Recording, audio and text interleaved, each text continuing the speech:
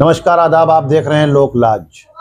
आज हम बात करेंगे चुनाव और चुनाव के बाद होने वाले नतीजों के बाद जिस तरह निर्वाचन आयोग को तमाम राजनीतिक दल लगातार वर्षों से टारगेट करते चले आ रहे हैं, निशाना बनाते चले आ रहे हैं इस मुद्दे पर, क्योंकि अभी जल्द में दिल्ली में चुनाव आज हुआ है और जो उत्तर प्रदेश में अयोध्या सीट पर भी चुनाव आज हुआ है।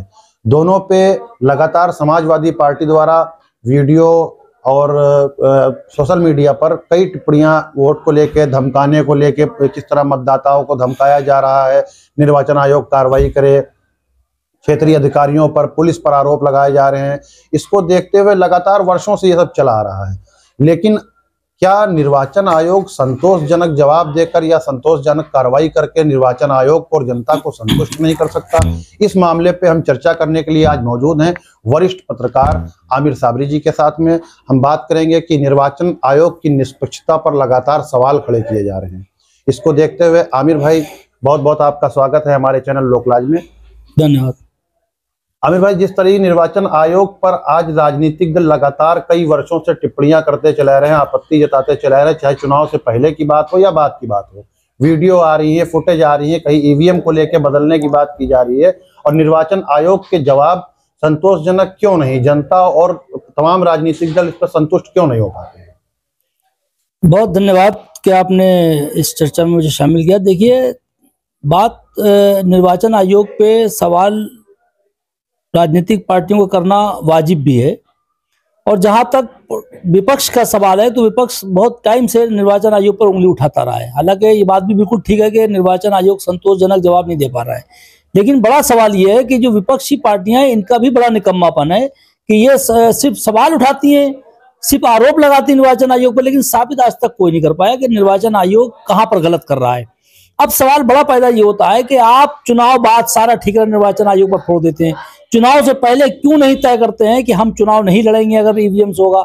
हम ये बात कई मर्तबा डिबेटों में भी कह चुके हैं, कई अपनी इंटरव्यू में भी कह चुके हैं कि तमाम राजनीतिक पार्टियां अगर एक होकर के निर्वाचन आयोग को लिख के दे दें कि अगर ईवीएम से चुनाव होगा तो हम नहीं लड़ेंगे, तो मैं नहीं समझता हूं कि निर्वाचन आयोग जबरिया ईवीएम से चुनाव करा ले। कहीं ना कहीं ये राजनीतिक पार्टियों का निकम्मापन है कि सिर्फ चुनाव बाद ही सिर्फ ठीक रहा निर्वाचन आयोग पर फोड़ा जाता है, चुनाव आयोग पर पहले क्यों नहीं इसका तैयारी की जाती है।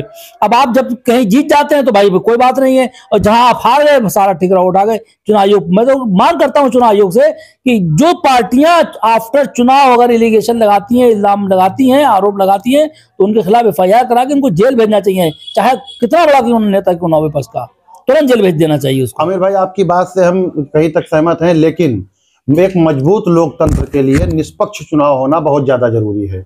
और ये राजनीतिक दलों का नहीं, नेताओं का मामला नहीं है, ये एक लोकतंत्र से जुड़ा हुआ मामला है। अगर जनता संतुष्ट नहीं है तो ऐसे लोकतंत्र में हम किस तरीके से निर्वाचन आयोग पर विश्वास करें जब संतोषजनक जवाब, वीडियो दिख रही है, कहीं वीडियो धक्के मारते हुए मतदाताओं को दिखाया जा रहा है। एक अभी पिछली बार चुनाव में जो 9 सीटों पर चुनाव हुआ उसमें रिपोर्टर के साथ बदतमीजी की गई अधिकारियों द्वारा, कर्मचारियों द्वारा मौके पर। तो क्या ये छोटे स्तर के जो कर्मचारी हैं, लोकल कर्मचारी हैं, ये कहीं ना कहीं दबाव में है या किस समस्या से पूरे निर्वाचन आयोग को बदनाम करने का काम कर रहे हैं? देखिए, एक बहुत बड़ी और बहुत अहम बात आपने कही है कि ये लोकतंत्र, देखिए लोग, यही मैं कहना चाहता हूँ, ये लोकतंत्र है, ये राजतंत्र नहीं है, लोकतंत्र है। और लोकतंत्र में मैं समझता हूं अगर वाकई जैसे आपने कहा कि जनता सवाल नहीं उठा रही है, सवाल उठा रही है विपक्षी पार्टियां। जनता जिस दिन अगर चाहेगी सड़क पर आ जाएगी तो सारी पार्टियों को, ये ना तो पार्टी तंत्र है और ना ही ये जनतंत्र है, यह है लोकतंत्र। इसमें लोकतंत्र की बड़ी अहमियत होती है, और मैं चाहता हूं कि जिस दिन जनता सड़कों पर आ जाएगी तब भी निर्वाचन आयोग को अपना फैसला बदलना पड़ेगा और ईवीएम से ना करा करके बैलेट से चुनाव कराना पड़ेगा, क्योंकि तमाम मुल्कों में बैलेट पेपर से चुनाव होता है, इसको मैं स्वीकार करता हूं। लेकिन अगर यहाँ पर अगर जनता विरोध कर रही है ईवीएम का, तो फिर चुनाव आयोग को चाहिए कि वो बैलेट से चुनाव कराए। लेकिन बड़ा मसला और बड़ा सवाल ये है कि जनता विरोध नहीं कर रही है, विरोध कर रही है वो राजनीतिक पार्टियां जो विपक्ष में है। और विपक्ष का ये फिर मैं कहूंगा कि निकम्मापन है कि आफ्टर चुनाव हारने के बाद सारा ठीकरा चुनाव आयोग को फोड़ दिया जाता है, जबकि ऐसा नहीं होना चाहिए।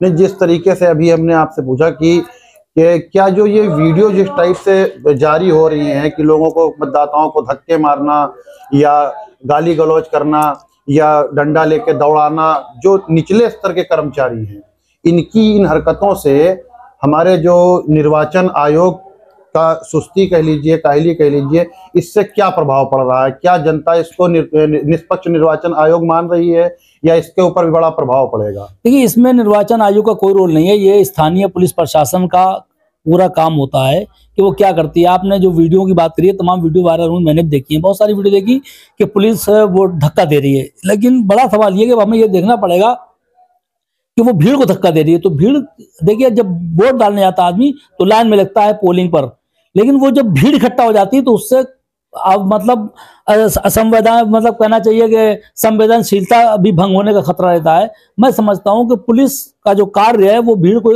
इकट्ठा होने ना देना है, भीड़ को बाहर भगाना है। और यही वजह रही कि भीड़ को अक्सर कर स्थानीय पुलिस धक्का देती है, दौड़ा भी देती है, क्योंकि भीड़ इकट्ठा होने को मतलब नहीं होता है चुनाव बूथ पर। चुनाव में यह है कि आदमी गया, वोट डाला, घर चला जाए अपने, या फिर लाइन में लग जाए। लेकिन जो इकट्ठा गोल बना करके जो भीड़ इकट्ठा होती है, मैंने भी आज भी एक आध वीडियो मेरी नजरों से गुजरी है, देखा है कि पुलिस धक्का दे रही है। तो अब सवाल ये पैदा, तो आप भीड़ क्यों लगाए क्यों है? आप जाइए, लाइन में लगिए, वोट डालिए, घर जाइए, भीड़ लगाने का क्या मतलब है?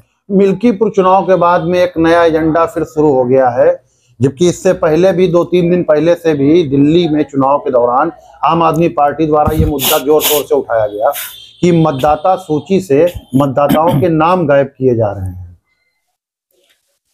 बहुत अच्छा सवाल आपने किया है, और मैं समझता हूं कि इसमें जितना रोल हमारे स्थानीय नेताओं का, उससे कहीं ज्यादा रोल उस जनता का भी है जिसके वोट काटे जा रहे हैं। आप ये जागरूकता सिर्फ पोलिंग ही वाले दिन क्यों दिखाते हैं, जबकि होना ये चाहिए था कि जिस क्षेत्र में भी, चाहे उपचुनाव हो चाहे आम चुनाव हो, मैं समझता हूँ 1 महीने पहले से ये तो पर्चियां आने के बाद में लोगों को पता चला कि इस बार मेरा नाम गायब हो गया है। तो यही तो बात सवाल है कि आप फिर सोते कहाँ रहते हैं? अगर आप वोटर हैं, एक अच्छे वोटर हैं, अच्छे नागरिक हैं, अच्छे शहरी होने का सबूत देना चाहते हैं, तो जब जैसे ही चुनाव प्रक्रिया शुरू हो तो आप पहले लिस्टों में देख लें कि मेरा नाम है कि नहीं है। और नाम अगर है तो चुनाव आयोग द्वारा कई ऑप्शन दिए जाते हैं कि आप इस आधार पर वोट डाल सकते हैं। अब जब आपका नाम ही नहीं होगा तो आप सारे आधार लिए बैठे रहिए, चाहे आधार कार्ड हो, चाहे वो पैन कार्ड हो, चाहे वो क्या नाम आपका पासपोर्ट हो, कोई किसी चीज का मतलब नहीं रहता है। अगर वोटर लिस्ट में नाम है तो जो 5-6 ऑप्शन है उसमें एक ऑप्शन लेके जाइए, आप वोट डालिए। लेकिन बड़ा अफसोस की बात यह है, और खास तौर से मैं बहुत स्पष्ट कर दूं, ये कमी सबसे ज्यादा अगर पाई जा रही है तो सिर्फ मुसलमानों में पाई जा रही है कि सिर्फ जिस दिन चुनाव होता है उसी दिन जागते हैं, जिस दिन पोलिंग होती है, जिस दिन वोटिंग होती है, उससे पहले नहीं जागते हैं। एक बड़ा मुद्दा जो काफी समय से निर्वाचन आयोग के लिए गले की हड्डी साबित होता चला रहा है, वो है ईवीएम का मुद्दा।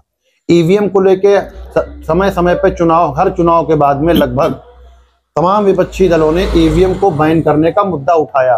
निर्वाचन आयोग तक गए, बहुत प्रयास किया गया, लेकिन निर्वाचन आयोग ने अभी तक उस पर कोई भी ऐसा जवाब नहीं दिया है जिससे कहीं से लग रहा हो कि तमाम राजनीतिक पार्टियों द्वारा किए जाने वाले प्रयासों का कोई ऐसा बदलाव आने वाला है कि ईवीएम खत्म होकर या बैलेट पेपर पर चुनाव होगा। देखिए, मैं पहले भी कह चुका हूं, फिर मैं बात दोहरा दूं कि विपक्ष जो है ईमानदारी से ईवीएम का विरोध ही नहीं कर रहा है। फिर आप समझिए कि विपक्ष जो है सिर्फ चुनाव हारने के बाद चुनाव आयोग पर ठिकरा फोड़ देता है और ईवीएम पे फोड़ देता है, जबकि सच्चाई यह है कि विपक्ष ईवीएम का विरोध ही नहीं कर रहा है। मैं फिर कह रहा हूं कि अगर विपक्ष को कोई आपत्ति है तो चुनाव पूर्व सारी राजनीतिक पार्टियां लिख कर दें चुनाव आयोग को कि अगर ईवीएम से चुनाव होगा तो हम नहीं लड़ेंगे, तो फिर खाली एक पार्टी के लिए चुनाव नहीं होगा। चुनाव आयोग को झुकना पड़ेगा और जनता की और विपक्ष पार्टियों की बात माननी पड़ेगी। आप फिर समझिए, विपक्ष जितना है ये सिर्फ नकारा और निकम्मापन है विपक्ष का कि आफ्टर चुनाव तो ठिकरा फोड़ता है, चुनाव पूर्व नहीं जागरूक होता है, ना जागता है। वो चाहता ही नहीं है कि चुनाव बैलेट से, खुद विपक्ष नहीं चाहता है कि बैलेट से चुनाव हो। क्या ये कहना गलत नहीं होगा कि ईवीएम के नाम पर आम जनमानस को गुमराह करने का प्रयास किया जा रहा है? कहीं ना कहीं राजनीतिक दल अपनी कमियों को छुपाने के लिए सीधे निर्वाचन आयोग पर ठिकरा फोड़ देते हैं कि हाँ भाई, ईवीएम की धांधली हो गई, ईवीएम की गड़बड़ी हो गई। तो इसका जनता पे क्या प्रभाव पड़ेगा? आपने खुद ही सवाल किया, खुद ही जवाब भी दे लिया है कि आफ्टर चुनाव ये ठिकरा फोड़ते हैं। यही बात मैं बार बार कहता चला रहा हूं कि चुनाव पूर्व जनता पे क्या प्रभाव पड़ेगा? जनता पे देखिए, जनता तो का काम है वोट देना, और ये अलग बात है, यहाँ पर दो चीजें आती हैं, एक तो जनता वोट देने चली जाती है और एक वो लोग होते हैं कि जो किसी ना किसी पार्टी और प्रत्याशी से जुड़े हुए लोग होते हैं, तो प्रभाव उन पर पड़ता है थोड़ा बहुत, वो कहीं ना कहीं उनके मान सम्मान को ठेस पहुंचती है कि वो किसी प्रत्याशी को लड़ा रहे होते हैं, तो उनका आपस में विवाद होता है, तनातनी हो जाती है, कहासुनी भी होती है, तो सारा नुकसान जो होता है वो प्रत्याशी के हिमायतियों का, समर्थकों का होता है। आम जनता इसका कोई लेना देना नहीं, जनता ने वोट डाला, कौन जीत रहा है कौन आ रहा है उसको ज्यादा मतलब टेंशन नहीं रहता। लेकिन हाँ, ये जरूर होता है कि जिसको वोट दे के आती है जनता, जब वो हार जाता है या उसकी मैसेज आता है कि वो हार गया, तो उसको थोड़ी तकलीफ जरूर होती है, लेकिन फिर वो 2 दिन बाद बह जाता है राव में ही कि ठीक है, जो होना था वो हो गया। लेकिन परेशानी उनको होती है जो समर्थक होते हैं, जो हिमायती होते हैं, जो प्रत्याशी के साथ लोग लगे होते हैं, उनको जरूर थोड़ा ठेस पहुंचती है कि हमारा प्रत्याशी, हमारा कैंडिडेट, हमारा उम्मीदवार हार गया, और जिसका जीतता है वो खुशियां मनाता है। तो इससे बहुत ज्यादा जनता पे असर नहीं पड़ता है। मैं फिर कह रहा हूं कि ये जनतंत्र है, यहाँ लोकतंत्र है, यहाँ राजतंत्र नहीं है, यहाँ पार्टी तंत्र नहीं है। अगर जनता को परेशानी है तो जनता भी सड़कों पर चुनाव आयोग ईवीएम के खिलाफ उतर सकती है। इसका मतलब ये है कि जनता को कोई दिक्कत नहीं है, दिक्कत सिर्फ विपक्षी पार्टियों को है, जो चुनाव बाद ही चुनाव आयोग पर ठीकरा फोड़ते हैं और अपनी नाकामी छुपाते हैं। ये मैं फिर कहूंगा, ये विपक्ष का निकम्मापन है। बहुत बहुत शुक्रिया आमिर भाई।